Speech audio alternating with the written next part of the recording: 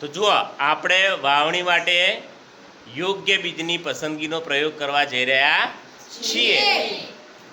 સરસ મજાનું ખેતર ખેડ્યું હોય, પણ જો બીજ યોગ્ય ના હોય, બીજ ઉચ્ચ ગુણવત્તાવાળા ના હોય, તો વાવણી યોગ્ય થઈ શકે ના. બીજ સારું ઉગે નહીં તો બીજનો વિકાસ સારો થાય નહીં, તો યોગ્ય પાક મળે નહીં. દરેકના જોડે શું છે?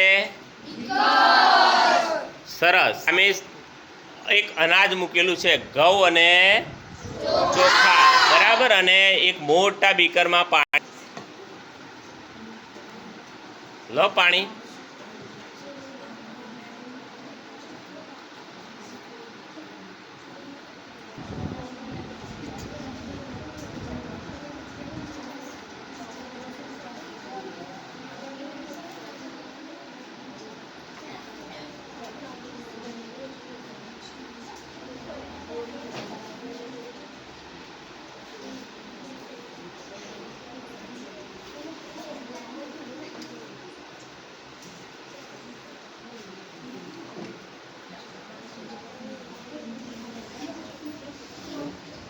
જુઓ, જેના પાણી મળી ગયું છે એ થોડું થોડું અનાજ એમની મુઠ્ઠીમાં લઈ લે છે. બધા થોડું થોડું ચપટી ચપટી બધાએ હાથમાં લેવાનું, બરાબર, અને બધાએ નાખવાનું છે.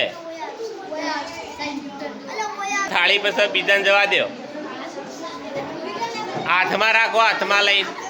તમારી જોડે જે બીજ છે એ તમારી જોડે જ રાખવાના છે, હાથમાં.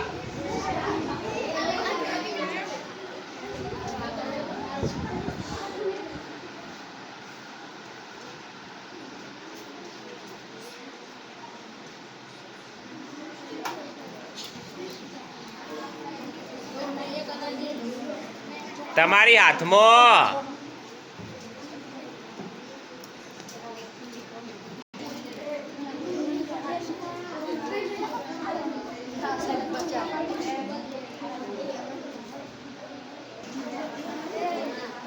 હાથમાં રાખો, હાથમાં રાખો.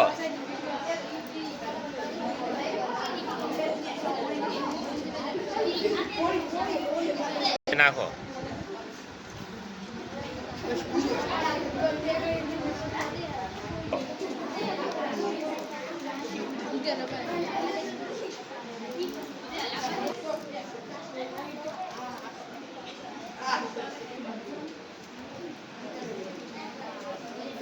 અમુક થોડા બીજ તરતા દેખાશે, કદાચ કોઈને નહીં પણ હોય ને કોઈને હશે પણ ખરા, બરાબર.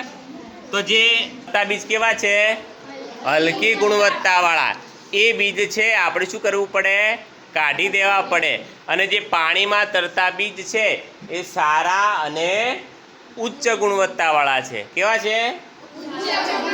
તો એ બીજ છે એ આપણે વાવી શકીએ. તો આ રીતે ઘરે તમે પણ તમારા પપ્પા છે જ્યારે બીજ લાવે છે તો પાણીમાં ડોલમાં પાણી લઈને નાખીને લાવો, જે બીજ ઉપર તરે એ બીજને કાઢી દઈ અને જે અંદર ડૂબે છે એ બીજને વાવો તો આપણને પાક કેવો મળે? સારો. તો વાવણી માટે બીજની યોગ્ય પસંદગી કેવી રીતે કરવી એ બધાને આવડી ગયું?